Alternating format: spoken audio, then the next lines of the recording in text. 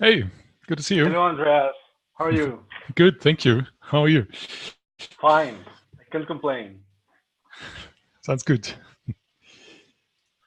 All right. Hey, Steve. How's it going?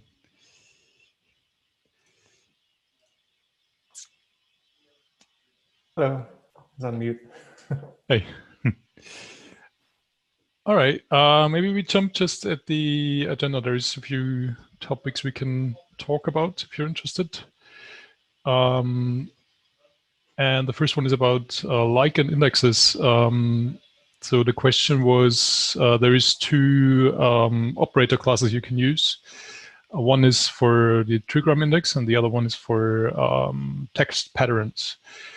And the difference is basically one is actually a GIN index. So the trigram index is a GIN index, whereas the pattern operator class is typically used on a B-tree index. And the question was if we should prefer one or the other. And apparently we have a mix of those. So we have mostly trigram indexes, but a few occasions where we use the pattern ops class. And I think it really depends on what we're trying to do. I think the trigram index is much more powerful in a sense because you can actually use regular expressions, and a lot of them are being, you can put a lot of those expressions and search by using the trigram index. Whereas the pattern operator class on the B tree, it only allows for prefix searches. So when you do ABC wildcard, that's a good way to use the pattern ops class. But if you do like wildcard ABC, then that's a problem because you can only go into the B tree from the top basically. And for any prefix searches that works. So even if you do like foo wildcard AB wildcard, then it would basically perform a prefix lookup for foo, so for the first string, and then basically scan all the records and can't make use of the index anymore. So basically, when we're only interested in prefix searches, then the pattern ops is fine. And if we want to do more than that, we typically do some like wildcard searches at the beginning and the end. So when you search for something, you just do wildcard, search term wildcard, and then I think the trigram index is more useful. Does that make sense? Sure. Andreas, could you elaborate a little bit what is the structure of a gene index? Sure. So GIN stands for generalized inverted index, if I'm not mistaken. Let me look that up. But it's basically you can call it an inverted index, and it basically, you can think of it as a hash map where you have like a key, and then the key points to all the records that somehow have this key, right? For example, text searches in Lucene or Elasticsearch, they also use inverted indexes, where you basically extract all the terms from a document, right? So all the words from the documents that you have, and then you create an inverted index that basically contains each of those words as the key, and then it points to a list of documents that contain this word, right? And then you can do, obviously you can do fast lookups by word. So if you're interested in knowing which documents contain a particular word, you just go to that sort of hash map, retrieve that list, and then you're good. Then you're done basically. But it can also get more complex where you, let's say you're interested in two words or a phrase, then you can basically make those two lookups. You get two lists of documents, one for the one word and one for the other word. And then you, if you're interested in knowing all the documents that have both, you basically AND those lists in a sense. And that's sort of how the general index structure works. And for trigram, it basically means that the keys are trigrams, so consecutive 3-letter words. And then it is quite interesting to look at how to translate a regular expression into how do I look that up with the inverted index. that's kind of a challenge to do. So we could, I mean, I don't know if this would work, but we could use B-tree indexes with trigrams.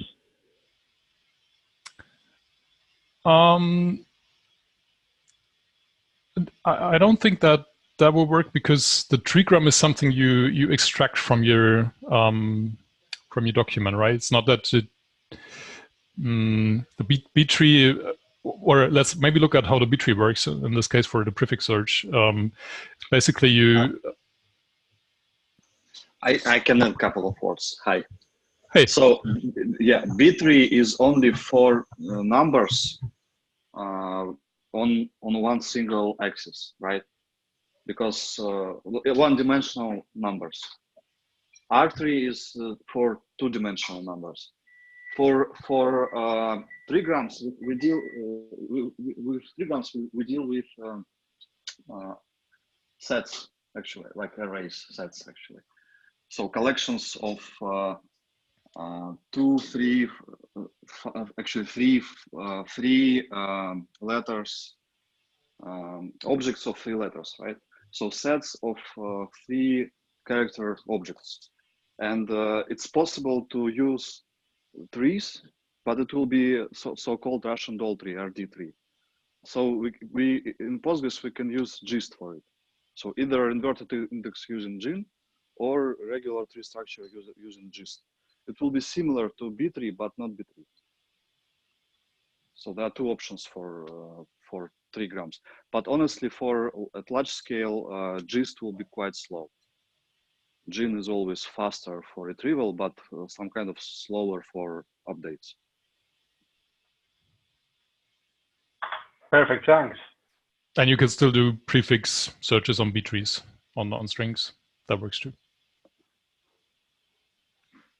Prefix search on B-trees?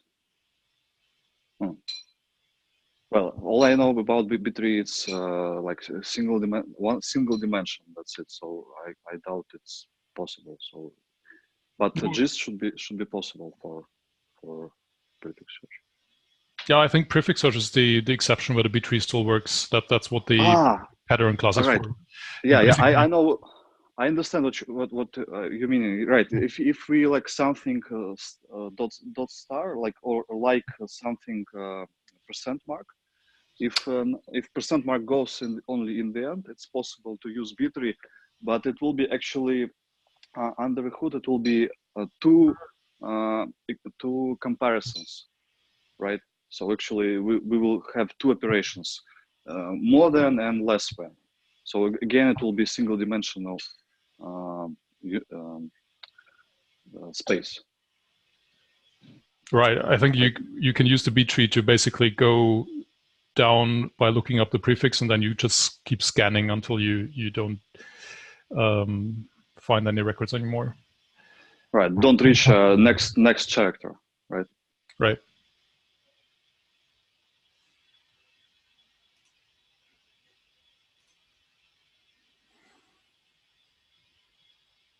All right. And the other question in there was about changing the column type, if that is safe. Sorry, the column default for existing tables, and I think that's totally fine. You just, if there is an existing default and the column exists already, then you just change the metadata for that column. So there is not going to be any like rewrite on the table. So it's just for new records coming in, they're going to see a new or different default value. Totally fine to do. And what's pretty cool for Postgres 11, there is the feature that even when you create a new column with a default value, from Postgres 11, you're not going to have to rewrite the whole table. So that's very nice, because you can just add new columns with a default without rewriting the whole table. That's kind of a cool feature. So, I mean, this is hard to understand a little bit. I mean, imagine that we have a default value of an integer, and we change later that default value to a string. We can query for records, for records whose value is integer and a string? No, the type is the same. So we're not talking about changing the type. Okay. Or in many cases, going to be a problem. No, but just today you have the default value of 10. Let's say you have a lot of records in there. You change it to 20. Then new records are going to have 20, unless when they're using the default. And only if you create a new column and put a default on it, then today with 9.6 you would basically rewrite the table. But with 11, that's not even that is necessary.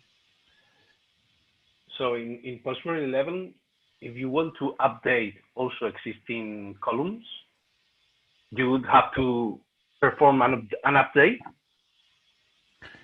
No, that's when you add a new column, right? You can either add a column and say it's nullable, so all the records will be null. That's a cheap operation to do. But as soon as you want those records to have a default value, then all those existing records, they would get this default value, right? And then for the up to 10 version for Postgres, that does mean that we're going to, as soon as we add this column with a default, we're rewriting the whole table. And with 11, it's really just, it's a very cheap operation to do that, even with a default value. So I think they just keep track internally of the new default value for that without touching existing records.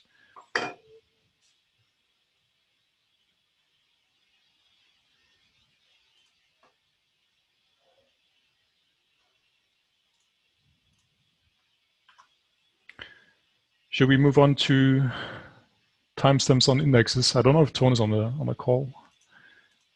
Doesn't look like it. That's a pretty interesting one. It's about creating an index on an expression, and the expression consists of basically figuring out what the greatest timestamp is of things. So we have 3 different timestamps, some with time zone, some without. And we want to index the greatest timestamp of those 3, and that's a problem because the expression isn't immutable, and you have to use immutable expressions for indexes. I haven't figured that one out, so I don't know if you want to take a look, but it's kind of interesting. And there is all this, it's a bit weird because you have like functions that involve timestamps. Sometimes they're volatile, sometimes or stable, and sometimes they're immutable. It's a bit hard to get behind that. I don't know, Nick, if you have looked at that or have any comments.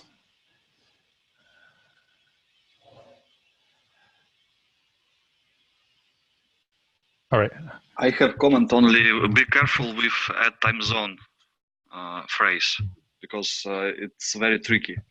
For time, it always like a rule to remember. It always converts timestamp with time zone to timestamp without time zone, and vice versa. Without time zone, it will be converted to with time zone. So, and if you say something, add time zone, blah blah, and it's very weird because one thing is just if you have time zone with time zone and say add time zone UTC, for example, it will be just it's not like really conversion. It's just like we sit in this time zone and request value in it. This is actually we can use for indexes to make it immutable. But if you have a time zone without timestamp and say add time zone something, this is real conversion. So value will be converted. And it's quite tricky and hard to remember. So always better to check documentation.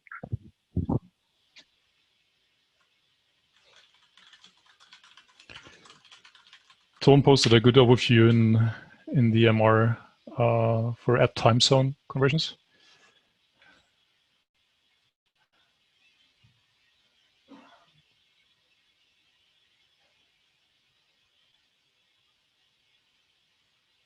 But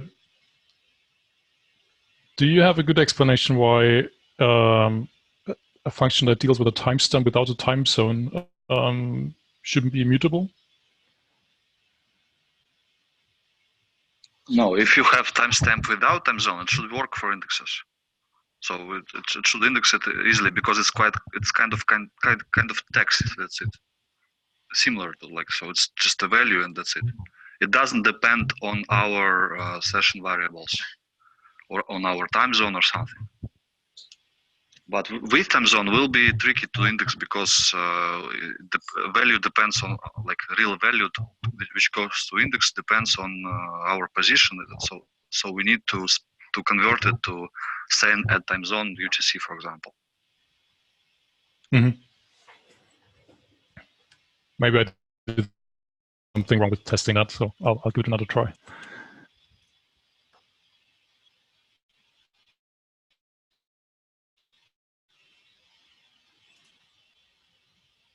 Should we move on to migrations?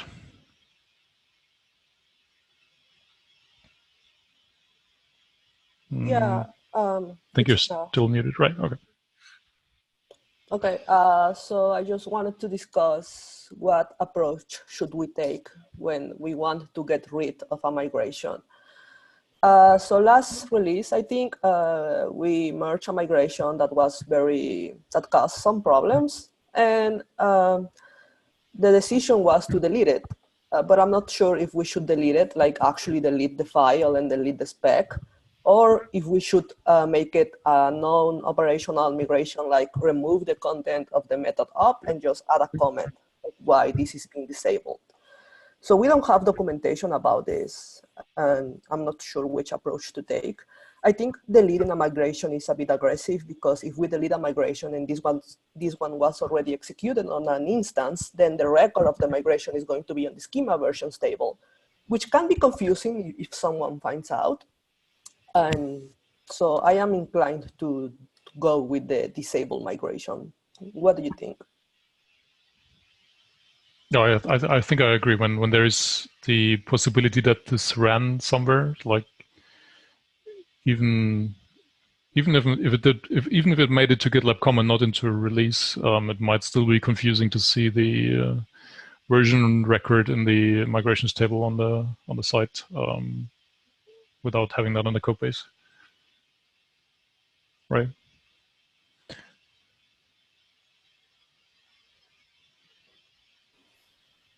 Yeah, I think that is the better option. So I'm going to add something in our documentation for it. Mm-hmm. Cool, thank you. And the next question is also mine. Sorry, do you want to say something, Andreas? No, go ahead. Oh, okay. So now that we have our single code base, we need to be very careful of the, long story short, on GitLab, we are not executing the specific test for GitLab FOSS, which means that we need to catch these errors like ourselves, our reviewers. Specifically for background migrations under leaf GitLab background migrations directory, we need to ensure these ones are not referencing EE-specific models. And same for the specs. The specs for these ones should not reference EE-specific factories because the pipeline does not catch this type of errors. They are going to be green, but when these changes are transferred to GitLab FOSS, they are going to fail because they are referencing a model that does not exist on GitLab FOSS. So they are discussing this, discussing the way we can automate this, but until that gets done, this is going to be a manual job. This isn't only a problem for the migrations, right, or the factories, but in general, we remove all the EE code before we merge. Yeah, this is not a specific problem for migration. This is a specific problem for every file that is going to reference an EE-specific file. And there is a way to execute GitLab FOSS, a specific test. There is a new variable. Maybe we should also document that. But this has to be a manual job, yeah.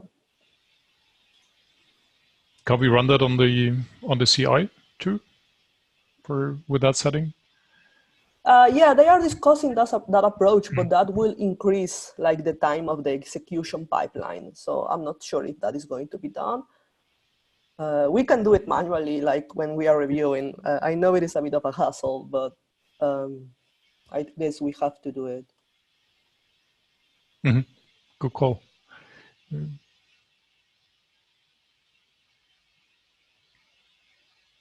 One question. I mean, I don't know if this has already been discussed before here at GitLab, but why don't we move migrations and background migrations when they are EE specific inside the EE directory? I mean, we have migrations for Geo, which stays inside the EE directory. Why don't we do that as well for background migrations, which are EE specific? We do have a directory for EE background migrations specific. Really? Yeah, we do. The problem is that if you put an EE background migration under Leaf, under the Leaf GitLab background migration without the EE one, it is going to fail on GitLab Pause. Oh, right. I was confused. I was referring to post migration, post migrate directory. In EE, we don't have that kind of directory there. Yeah, that we don't have DB directory on EE anymore. Which it might be an idea. I'm not sure what are the consequences of now returning to DB migrations, EE-DB migration under the EE directory. But yeah, I guess it is something we can discuss with whatever the team is in charge of it.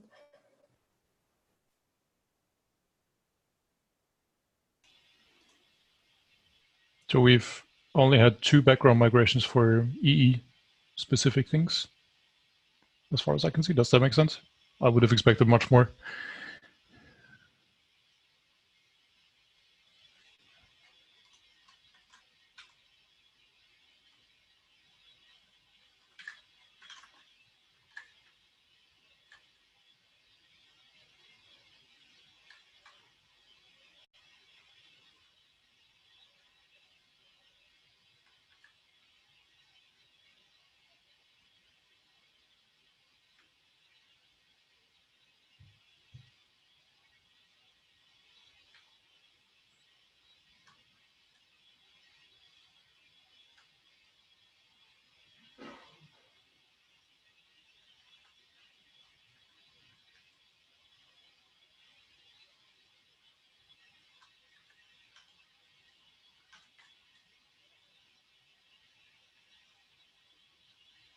I think we have other problem. We have 2 background migration directories on EE. Just let me put it. So we have this one. Oh yeah. And then we have another one. Just 1 second. Where am I? Okay.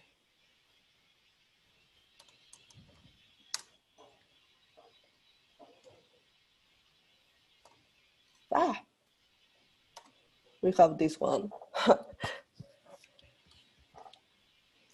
Right.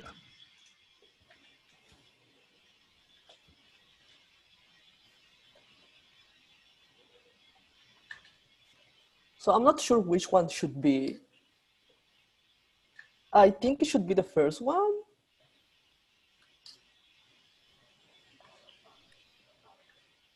Usually when we have an EE inside EE means that we are extending the functionality, and when it only has one EE, is a new thing, only for EE. Ah. But would it make sense to extend a background migration from CE?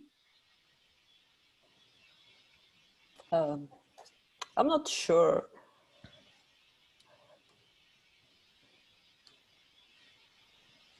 I guess not, because it should be like the same, right?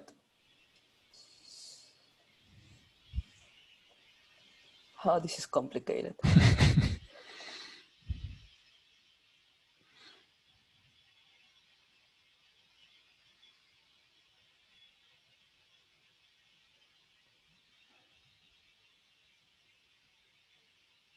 I mean, I guess we can do a little bit of an investigation, like open an issue and see what is the best place. Because I'm not sure if the migrations are actually like being extended, are actually extending the behavior of the CE1. So maybe we should just check. I will open an issue. Yeah, Great. I mean, inside the first one, you have populate import state, which extends the CE1. I mean, I'm going to paste the link.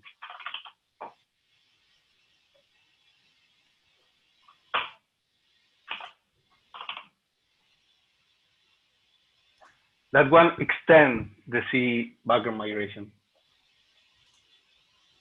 Okay. Okay, well, I will open an issue and we can just discuss there. It will be easier. Sounds good.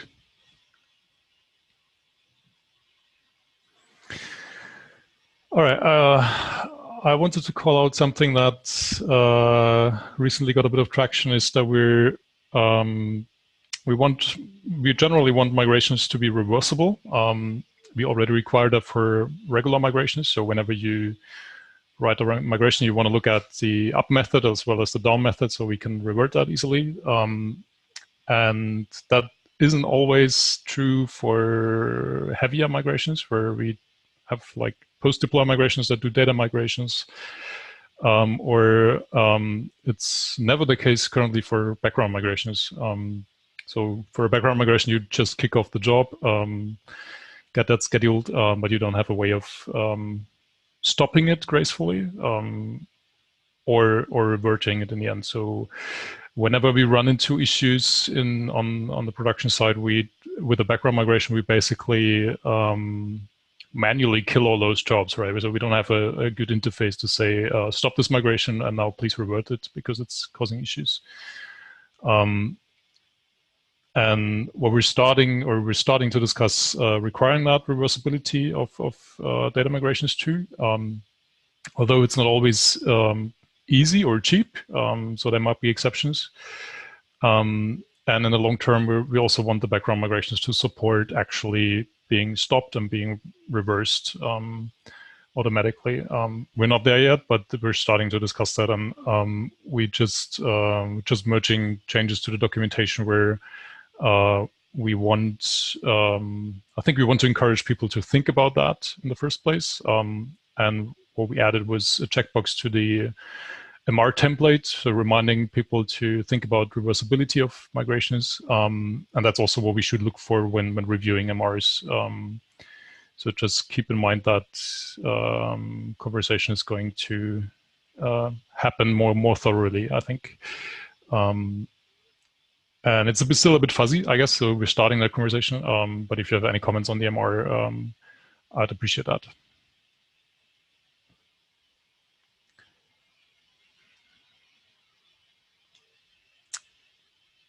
And obviously, it's not always going to be possible. Like when you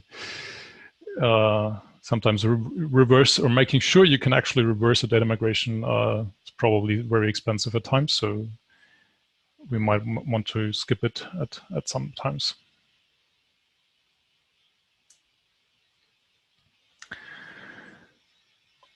All right, and the other topic I wanted to call out is we were discussing the different database roles or database maintainer responsibilities. And I was hoping we can clarify what the responsibilities of a maintainer are, maybe also how that relates to the other roles that we have for database. And I just wanted to ask if there is still like unclarity towards those roles or the responsibilities. And if yes, where we can clarify, because that wasn't totally obvious to me, where we can put that information. So what about in the database reviews page? Like clearly state what are the responsibilities for a database maintainer? That's the page where we talk about what a database code review looks like, right? Yeah, like maybe we can just add a paragraph there explicitly saying that a database maintainer is a person that is knowledgeable on the GitLab code base that is not related to an infrastructure role and that has a good eye for performance improvement, and it can be a backend engineer or a database backend engineer, this new role. And as long as we have that, I think that is very specific now, because we don't have that anywhere else, I believe. Yeah, that's right. I mean, in a sense, I think there is not a lot different responsibility for a database maintainer and a backend maintainer, for example. Like you said, you know the code base very well. You watch out for your best practices for performance things. But we can putting that on a page and maybe saying what the difference is to a database reliability engineer in infrastructure and a database engineer might clear it up. Yeah. Well, I think backend maintainer and database maintainer are similar, but as example, as a backend maintainer, when I do a backend maintainer review, I don't normally review like the migrations like very thorough, because I trust the database maintainer to do that. And I also don't review like the background migrations. So when I am reviewing the merge requests as a database reviewer, I do check the background migration. I do check for the time, like for how many records are going to be updated on GitLab, for the specs and whatever. So it is like a more focused review when I am doing as a database maintainer, database reviewer. Mm-hmm. So the focus is different, but the responsibility is the same in a sense, isn't it? Yeah, basically just not blow up GitLab.com. Yeah, it is basically the same. Yeah, okay. All right, so maybe we put something on the database review page explaining what a... Well, we already explained what the focus is of a database review, right? What else will we put on there to clarify?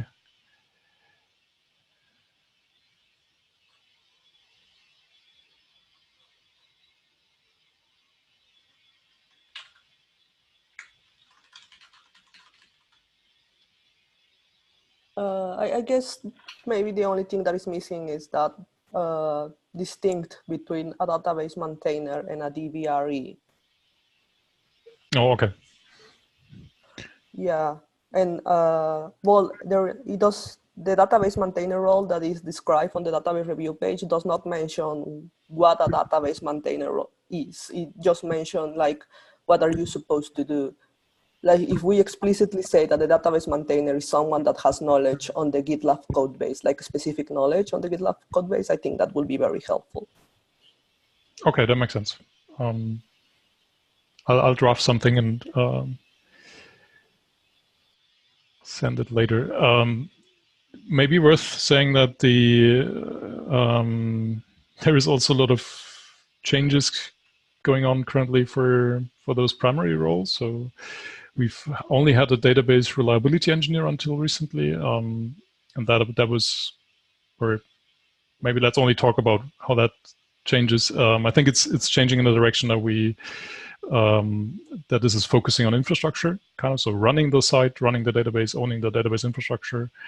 And then on the other hand, we got that database team going, so that has been approved, and we're currently writing those role descriptions. And we talk about a database engineer there, where you basically, you're a backend engineer, but you also bring the deep database knowledge, and you're kind of working on, let's say, foundational database code changes, in a sense, not on features, but rather on those aspects, and database performance. And then we have those. Then we have the maintainership, where you, like Mara said, you don't know the code base very well, and you do those reviews, and you can be a backend maintainer or a database engineer. And I think what I heard is that we don't want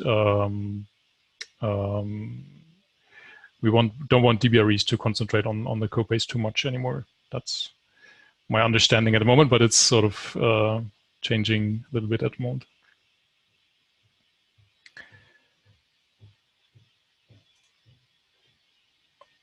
Okay, cool. I'll draft something later, and I'll ping you on EMR.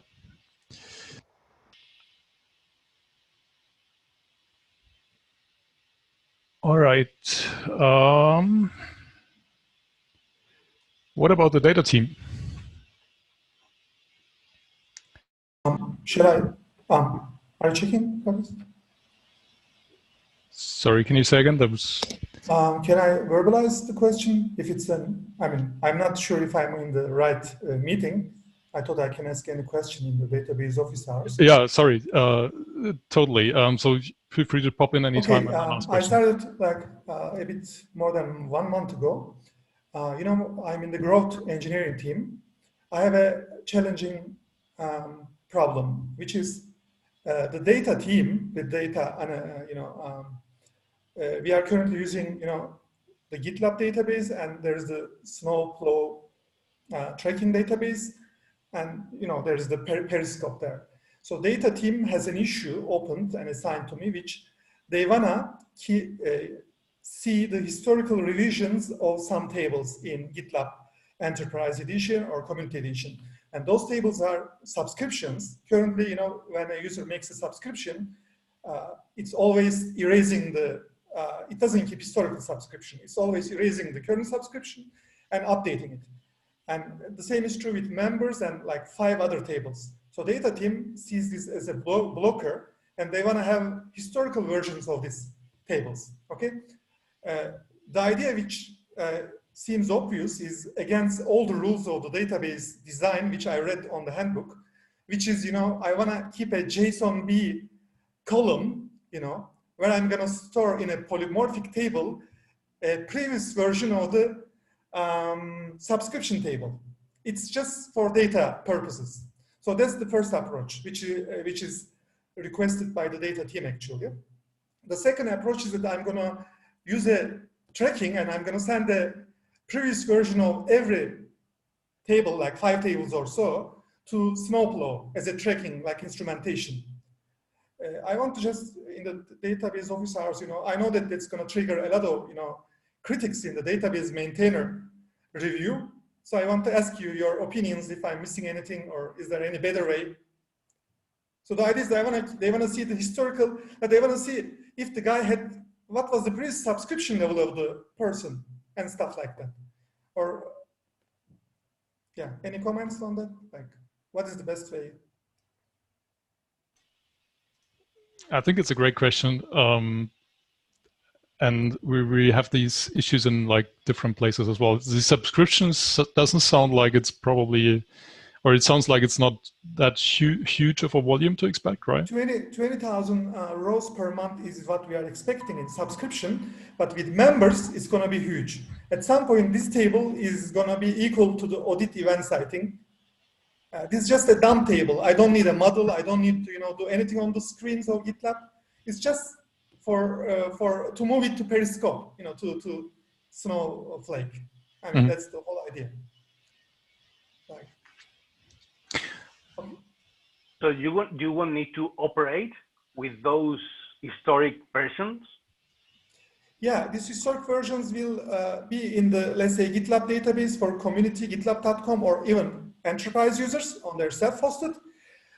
Initially, they will not see their own historical version. They will not see their previous subscription levels or members, but our data team is going to able to make historical analysis. You know, a simple case is like you change your subscription level. You are becoming from bronze to gold. Currently, that history is lost immediately because, you know, the database has just 1 row for each person. So data team wants to see it, and you know, I'm not sure if the current approach, I'm going to ask a database review, but I just read every database design document in GitLab, and like, I think it's going to trigger a lot of challenges and a lot of issues. Like, it's going to be big, growing fast, polymorphic, JSON-B, serialization. And it sounds, and we're only going. Sorry, go ahead. Every database sin is in there, you know. You only need to put that inside a background migration and we'll have it all. Yeah, any ideas? Like, I'm going to have a next meeting to discuss this with the data team again, you know.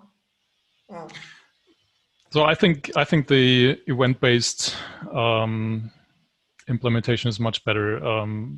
We have different approaches for doing analytics. So, for example, we do cycle analytics, and what we try to do is basically looking at the data we have and figuring out different metrics from that.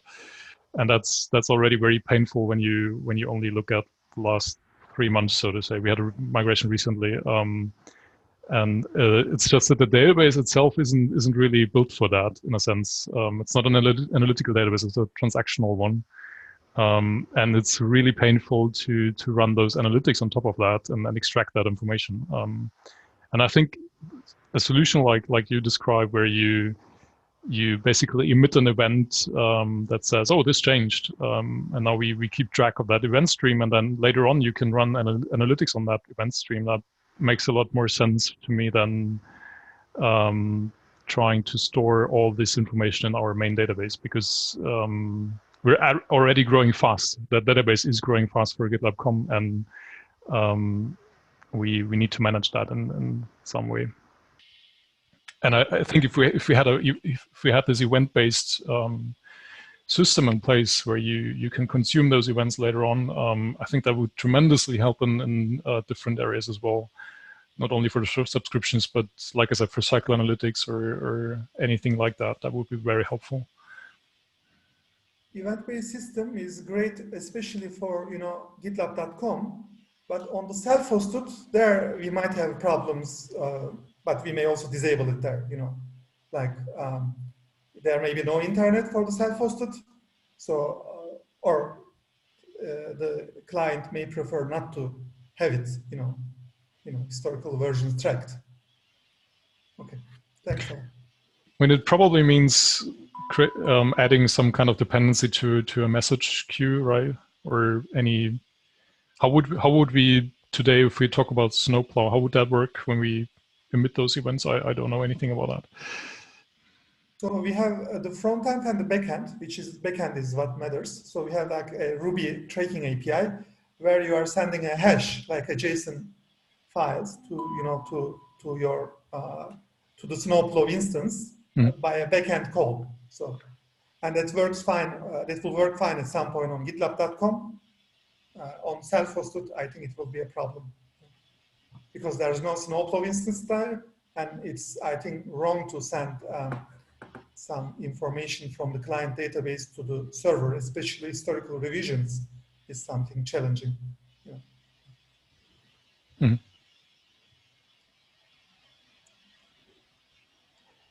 Last question. Shall I send this to a database review first before a backend review? What do you think?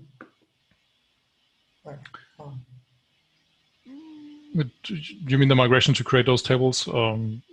Maybe I'll create these tables like a revisions log, and then backend doesn't care much because we don't have screens for this table.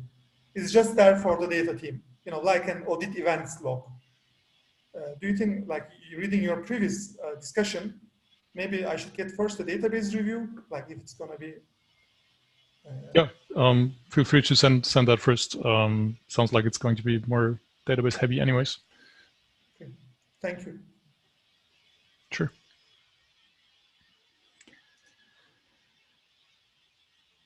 All right, I think we're at time and at the end of the agenda, so great timing. Thanks for stepping by, and like I said, if you have any, the format of this is really put the questions on the agenda, so if you have more of that, I appreciate putting them in and stopping by. So thanks, and have a nice day, everyone.